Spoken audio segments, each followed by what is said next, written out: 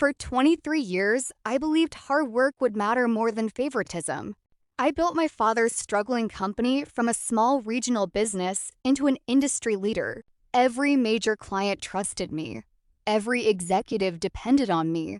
And every innovation carried my fingerprints.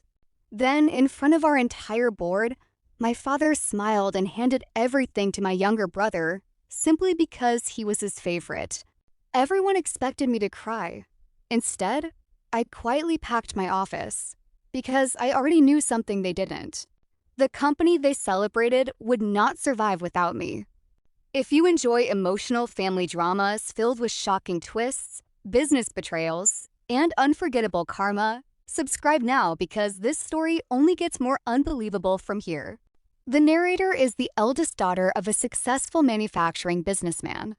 While her younger brother enjoys a luxurious lifestyle, she spends decades learning every department, solving crises, designing products, negotiating contracts, and rebuilding the company's damaged reputation. Her father constantly praises his son while quietly taking credit for her achievements. Even though employees know who truly runs the company, she never complains because she believes loyalty will eventually be rewarded. Everything changes during the annual shareholders meeting. Instead of recognizing her years of sacrifice, her father announces that the company will be inherited by his son because leadership should stay with the family name. The room erupts in applause. Only one person remains silent, the daughter. She calmly thanks everyone for the opportunity, places her company badge on the table, and walks out without arguing. Nobody follows her. At least, not that day. Within a week, the first international client cancels a contract. A second follows, then a third. Soon, suppliers begin refusing new agreements. Senior engineers resign. Department heads submit their resignations. Investors become nervous. Banks begin asking difficult questions. The father cannot understand why everything is collapsing so quickly.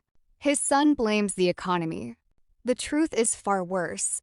Years earlier, the daughter had legally registered every new invention under her own intellectual property company.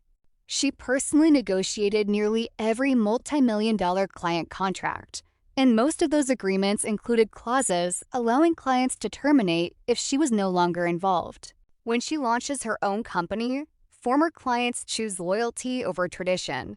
Experienced executives leave secure positions to work beside the woman they trust. The once proud headquarters becomes almost empty. Meanwhile, her offices are filled with energy, innovation, and people who finally feel appreciated.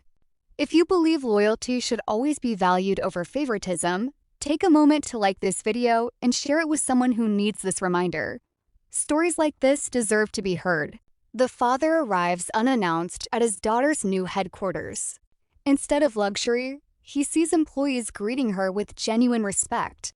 He finally understands something money could never buy. Leadership is not inherited. Standing in the lobby, he quietly admits that he spent his entire life rewarding the wrong child. Months later, the family company officially declares bankruptcy. The daughter purchases the building at auction, not for revenge, but to protect the jobs of loyal employees who once believed in her. She hangs only one sentence in the entrance hall. Respect builds empires. Favoritism destroys them. Her father visits one last time. He asks whether she hates him. Every action helps bring more emotional stories about family, betrayal, justice, and the kind of karma that cannot be bought.